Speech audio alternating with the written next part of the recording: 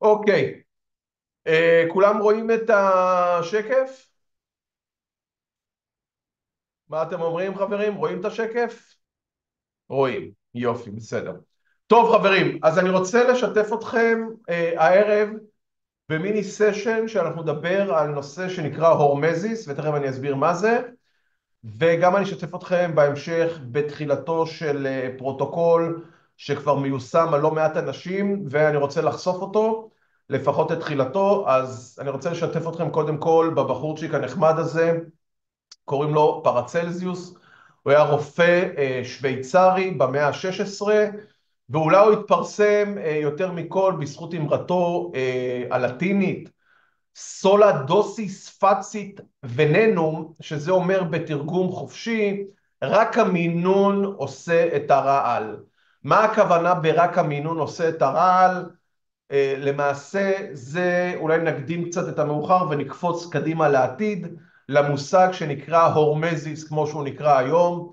הורמזיס יכול להיות שהוא לא מושג כל כך שתחילתו אצל פרצלזיוס, יש שיגידו שגם לפני, עוד אצל היוונים העתיקים, אבל הורמזיס למעשה זה התופעה שחומר אחד או פעולה אחת או משהו מסוים במינון מסוים יעשה אפקט מיטיב, ובמינון אחר יעשה אפקט פוגע.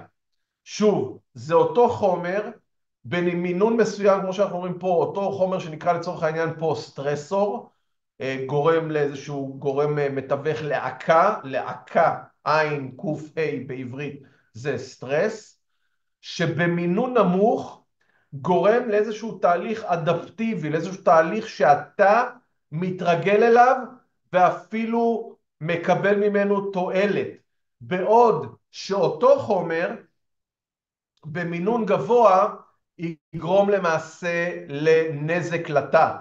ומי שעקב אחרי המייל הזה, הבאתי מחקר מאוד יפה שבדקו את החומר שנמצא בקורקום, שנקרא הפלא ופלא קורקומין. וקורקומין במינון מסוים הוא אנטי דלקתי, הוא אנטי סרטני, הוא אנטי אייג'ינג, הוא המון המון דברים. מי שבתוכנית קיבל אותו כהמלצה לשיפור מערכת החיסון והמוח. אני גם מזכיר תמיד את הנושא של קורקומין וטרקומין, שהוא חומר אולי שהוא קצת יותר נגיש וטוב לגוף. אבל התהליך הזה שנקרא הורמזיס, אז פרצלזיוס מתאר את זה כבר עוד בכתביו במאה ה-16-17, שהוא מדבר על רק המינון עושה את הרעל. זאת אומרת, יכול להיות משהו שהוא יחשב רעיל, אבל למעשה לא יהיה לו אפקט רעיל, אלא רק ממינונים מסוימים. למה זה מאוד חשוב לנו? זה מאוד חשוב לנו מכיוון שהדבר הזה הוא פונקציה קרדינלית משמעותית בהרבה הרבה דברים שאנחנו עושים בחיים, ואני רוצה לשתף אתכם בדבר הבא, בנושא של חשיפה לקור.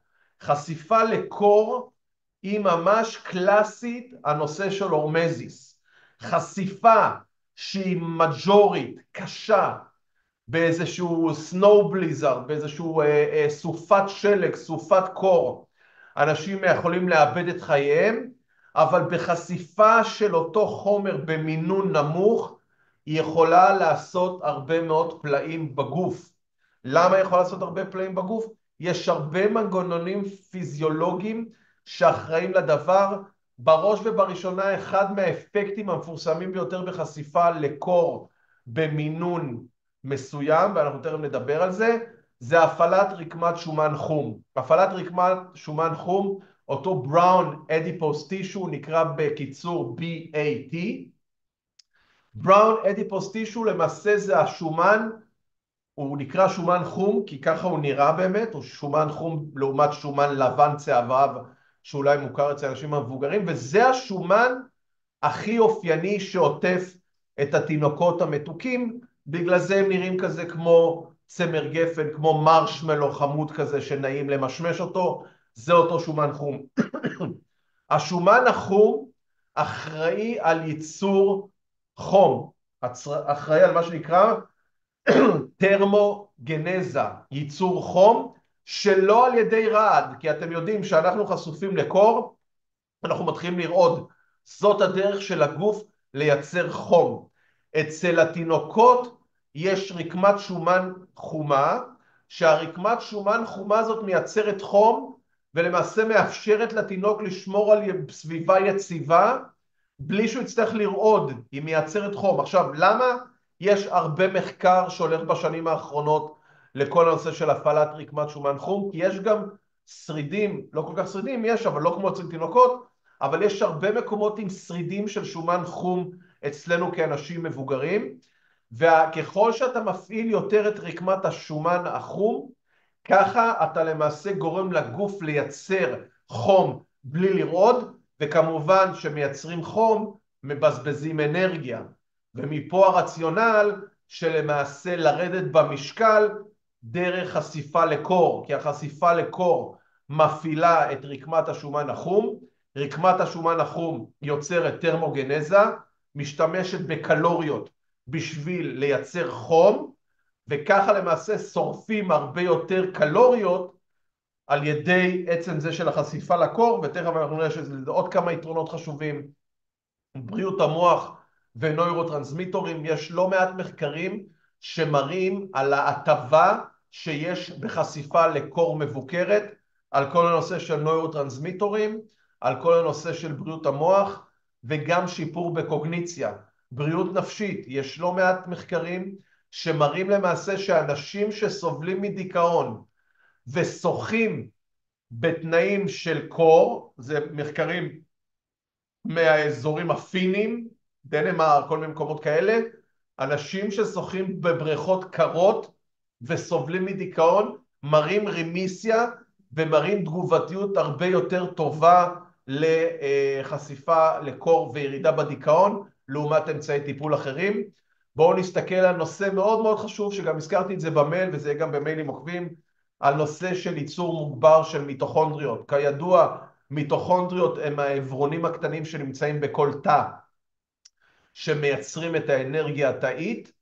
התהליך שבו המיטוכונדריות נוצרות נקרא מיטוכונדריאל ביוג'נזיס או ביוגנזה של מיטוכונדריות.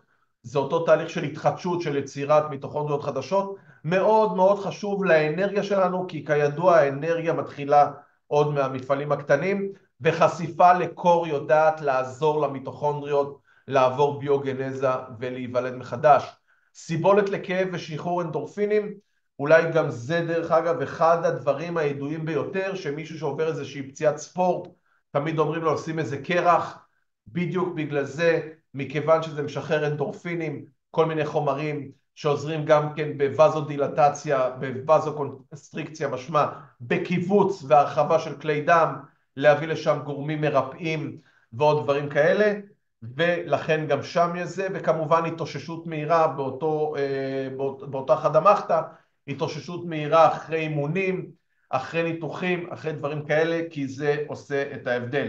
ואני רוצה לשתף אתכם בקצת מפרוטוקול שכבר מנוסה על לא מעט אנשים מטופלים שלי, עם תוצאות מדהימות, כי אנחנו יודעים שבספרות יש הרבה על הנושא הזה של חשיפה לקור. כל אחד יכול למצוא איזשהו סרטון על איזשהו מישהו שקופץ לתוך אמבטיה מלאה קרח, או שהוא מחזיק איזה פריזר כזה ארוך ששוכב על הרצפה והדלת שלו נפתחת ככה, והוא ממלא אותו במים קופאים, והוא שובר את זה ונכנס לתוך זה. הכל טוב ויפה, אבל צריך להבין שאת הדברים האלה זה צריך לעשות בהדרגה, והגיע הזמן לפרסם את הפרוטוקול שלי, אני אדבר עליו גם במפגשים העתידיים, אבל אני כבר נותן לכם את הטיפ הראשון, שזה השלב הראשון בפרוטוקול שלי, שזה שלב טבילת הידיים במים קרים. עכשיו אתם שואלים למה לטבול את הידיים במים קרים?